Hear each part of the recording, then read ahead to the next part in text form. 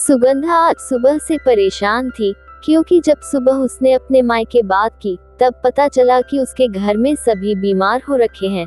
घर वालों की परेशानी देखकर सुगंधा बहुत ज्यादा चिंतित हो गई। सुगंधा एक मध्यम वर्गीय परिवार की बहू थी। लगभग 2 महीने पहले ही उसका विवाह अतुल के साथ हुआ था।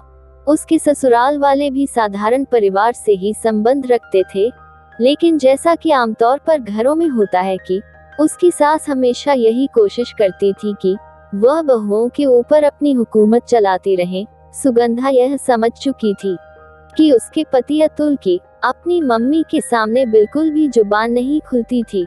उसकी जेठानी भी क्लेश के कारण चुप रहती थी। अपने हक की आवाज के लिए उसे खुद ही बोलना पड़ेगा। कोई उसका साथ देने के लिए उस घर में तैयार नहीं था। अब इसे माँ का आदर कह लो या माँ का डर।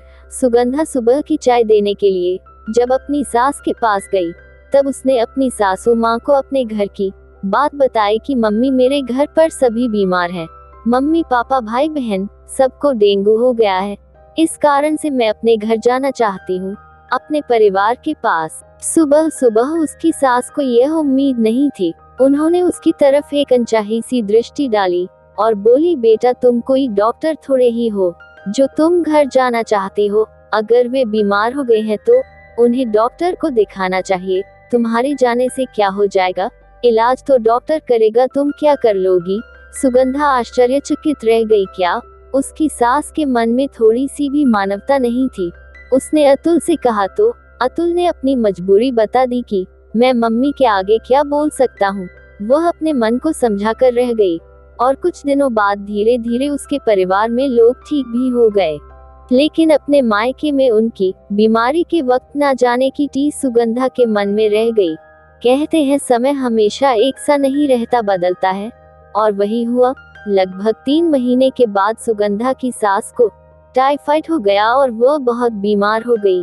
बीमारी के वक्त जैसा कि सभी माओं को अपनी बेटी याद आती है, सुगंधा की सास ने भी अपनी बेटी को बुलाने के लिए अपने बड़े बेटे को कहा, बेटा, जाकर अपनी बहन को बुला लो ससुराल से।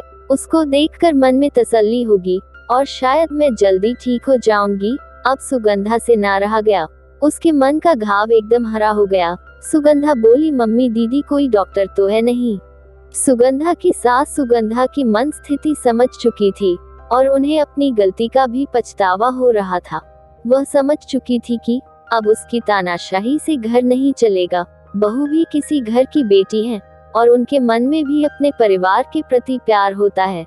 बहू के साथ सामंजस्य स्थापित करके ही घर को सुख शांति पूर्वक आगे बढ़ाया जा सकता है, न कि तानाकशी से। सुगंधा बोली, मम्मी, आप घबराएं नहीं, हम आपके जितने कठोर नहीं हो सकते।